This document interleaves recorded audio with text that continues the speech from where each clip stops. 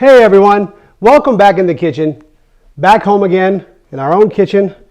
I like being home. I love working in this kitchen. I know where everything is. I know how everything cooks. I kind of help put it all together. So I feel really comfortable and at home here. So I'm glad to be back in this kitchen. If you saw last week's video where we made some salmon at my mom's house, that was fantastic. That's a gorgeous country kitchen.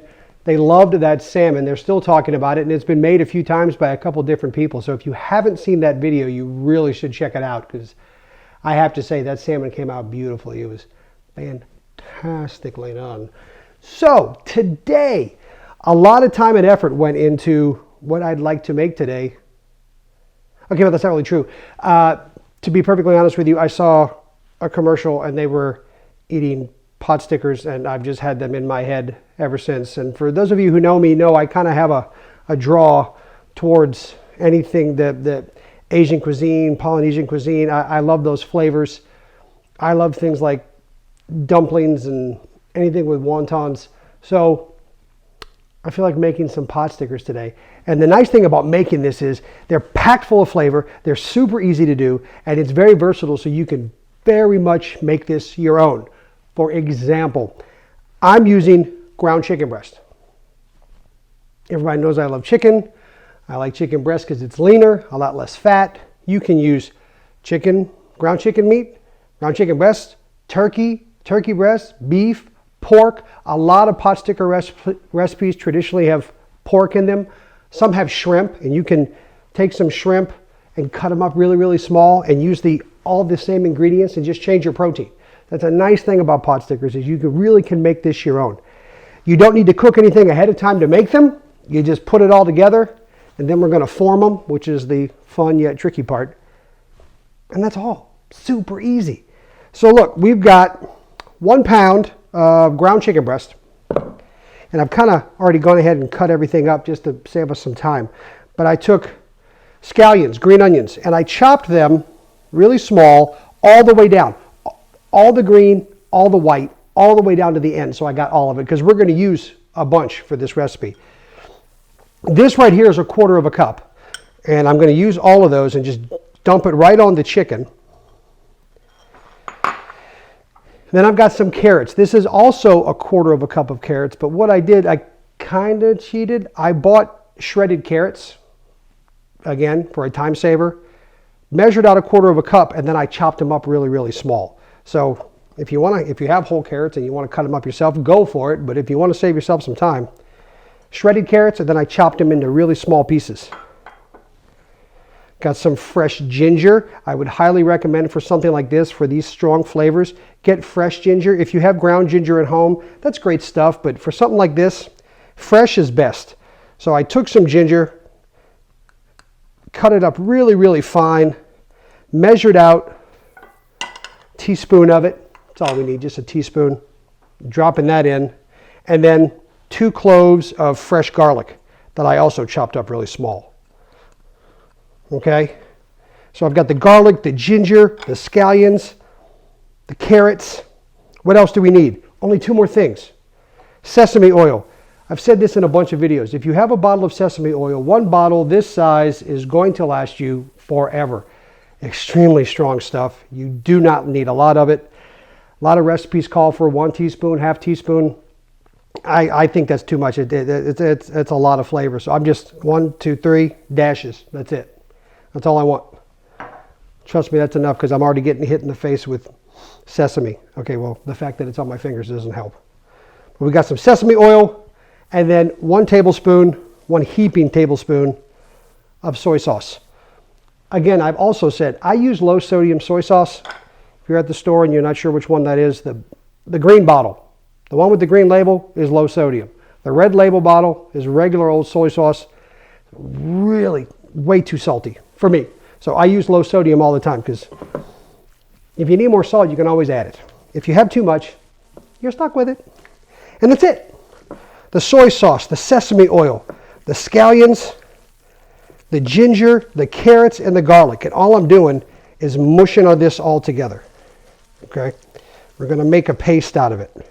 That's why it's best to do this with the meat raw. it forms easier. Some recipes will tell you to cook the meat ahead of time. You absolutely do not need to do that. You can if you want to, but you don't have to. But look, see, we just made our own paste.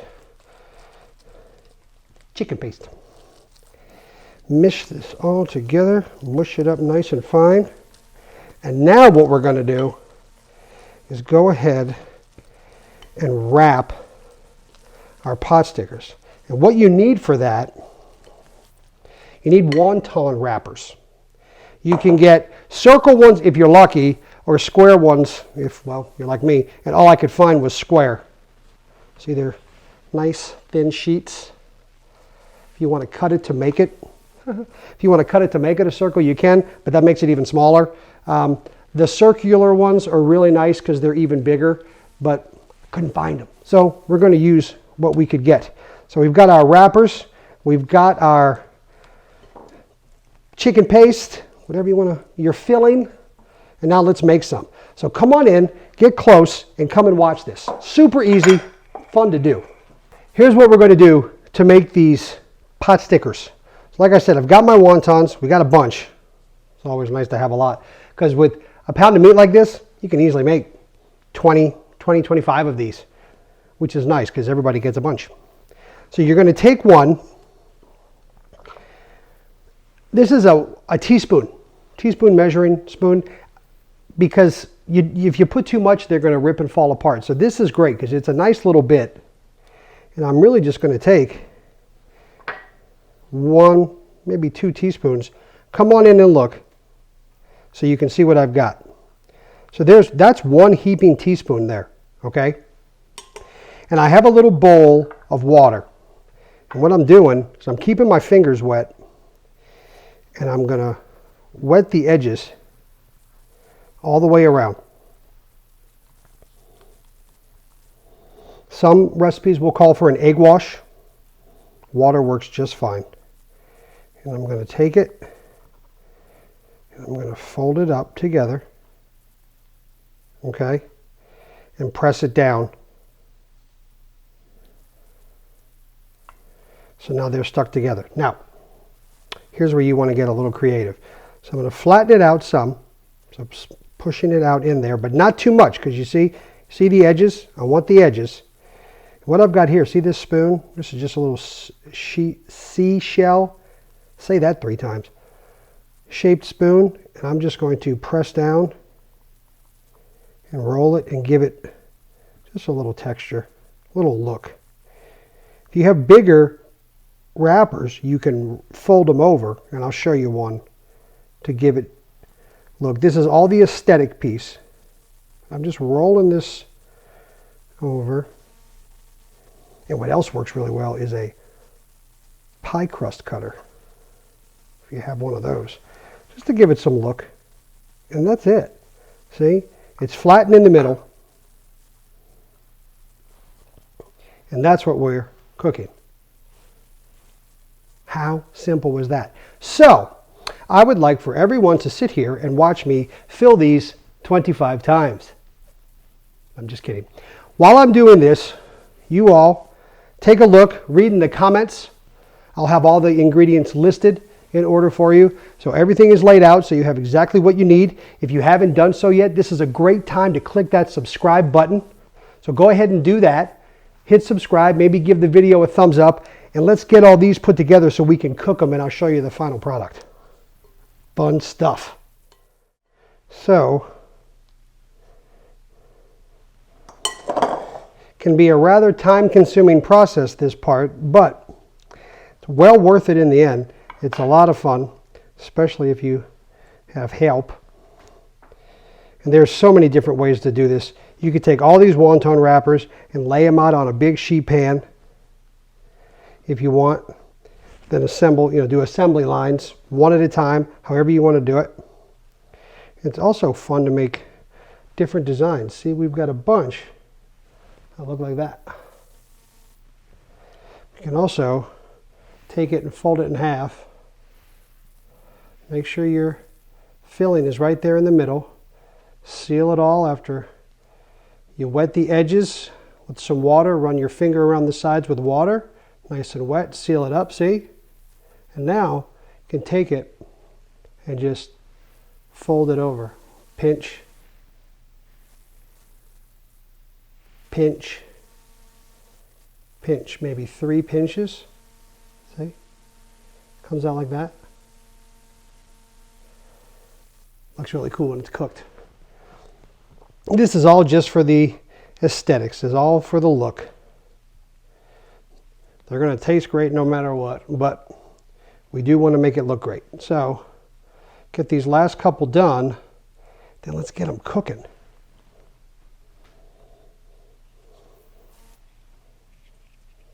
See? Flatten it out. Fold them over. 1, 2, 3. See? Make sure the edges are wet. Should get really sticky. That's what you're after.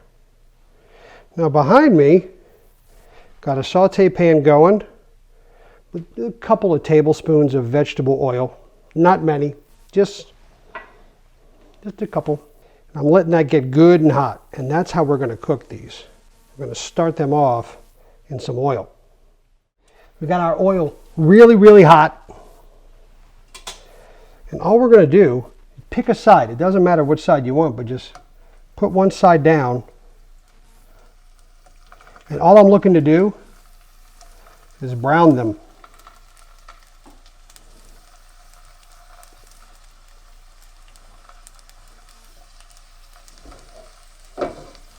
Well, look at that. Hear that sizzle? Oh, I love the sizzling sound.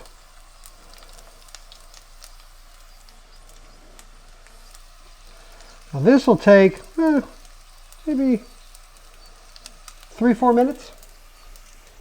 And we're only going to make a few at a time because there's really no point in rushing. But all we're looking to do is brown them. Look, I'll show you. Look, see how it's starting to get crispy? I'm going to crisp them up. They're like a medium heat. See, we get that good. Look how beautiful that is. Ooh, that's hot. You see how nice and brown that is?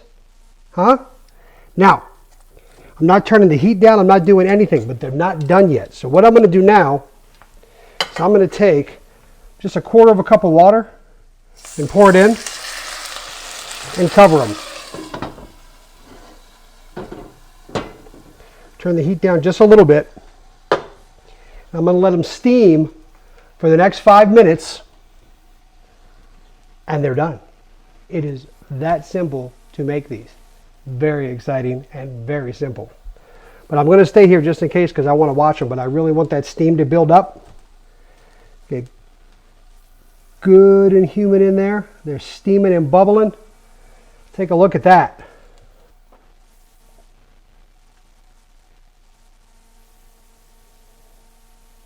And that's it. We're going to let those go for a few minutes, let them steam for a while.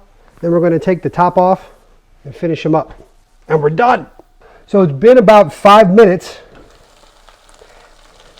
Now all I'm going to do is take the top off. And believe it or not, I'm still going to let them go a little while longer. All I want to see happen now, see there's next to no water in there. It's all evaporated off. And I'm going to let it sit uncovered until all the water is gone. So, another 90 seconds. But what I really want to make sure happen is we've lost all the moisture. We lost all that water. But what happened,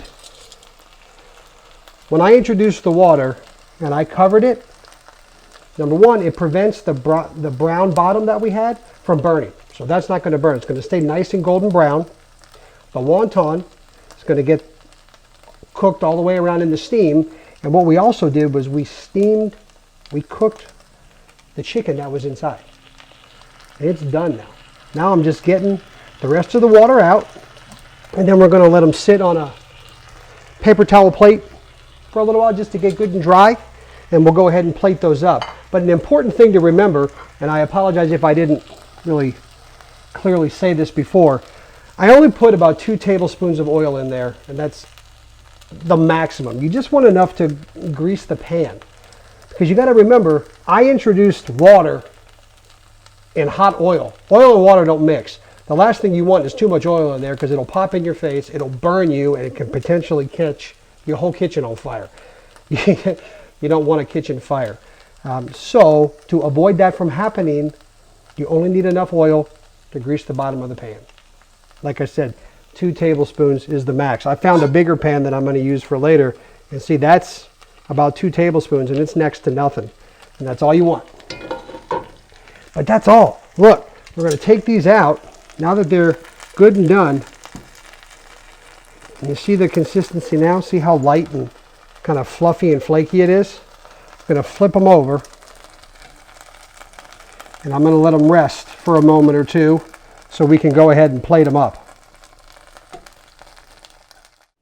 How easy was that to do? What did we cook? 8 minutes, 8.5 minutes total to cook them. 9.5 hours to prep them, 8 minutes to cook them. No, I'm just kidding. The longest part of the whole process is making those wontons. But it's still maybe 25, 30 minutes worth of work. It's not that much depending on how many you make. With that 1 pound of meat, I was able to make 26 wontons. And then we went ahead and cooked them. The pot stickers are done. Like I said, 8.5 minutes. Put them on the plate and let them sit. I let them sit, cook side down for a moment or so, and then flipped them over because you don't want the other side to stick. But I got them so they're good and dry. See how pretty they came out? Oh man, it's hot, but they sure are pretty. And I want to plate them because you know how I am about the aesthetic of all this and the plating of all this. And it's fun to do. But I've got the bowl in the middle. That's where the dipping sauce will go. And the pot stickers go around it. And the sauce is a sauce that also made from scratch. And there's plenty of sauces you can buy for these if you want to buy some pre-made sauce. There's nothing wrong with that. Or you could just use soy sauce if that's what you want. What I made is what you would consider a traditional pot sticker dipping sauce. I learned this recipe. My wife and I were talking about it. This was when I worked in a Polynesian restaurant over 20 years ago. And I've never changed this recipe because this stuff comes out so well. And all I did was I took a half of a cup of soy sauce with 2 tablespoons of rice wine vinegar,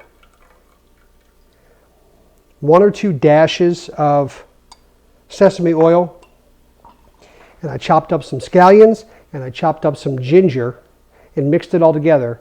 And then the last thing I added to balance all of that out, because rice wine vinegar is really, really tart, soy sauce is really, really potent, I threw a tablespoon of brown sugar in there and whisked it all together, wrapped it up, and threw it in the fridge. And it's been in there for an hour or so just to let all those flavors marinate together. Comes out so beautifully. But you put it on the plate like that, and then, you know, we've been cooking with a little Asian flair, and we've already got scallions, so why not add a little pop to the plate and garnish with scallions, and you're done. Look how beautiful that comes out, huh? Oh, I love it like that. You see how beautiful they came out? Nice and brown. As soon as that water hit that hot pan, it'll stop the browning process. So you get that nice golden color, and then you add the water and you don't have to worry about it burning. It's a beautiful brown color, some scallions for that pop green. It is plated. It is ready to go. And that's all, folks. I hope you enjoyed that. You see how fast and easy that was? This is a lot of fun to make. There's a lot of different flavors in here. You'll be shocked at how powerful yet how subtle it all comes out. I hope you enjoyed it. I hope you make it. Let me know. If you haven't done so already, subscribe to the channel. Give the video a thumbs up. Share it with everyone you know. Have a great week. See you in a few days. We'll do another quick tip and do some cooking in a few more days. So take care. Enjoy the weather. Fall is here. The leaves are changing. I love this time. Have fun with it. Take care. Bye-bye.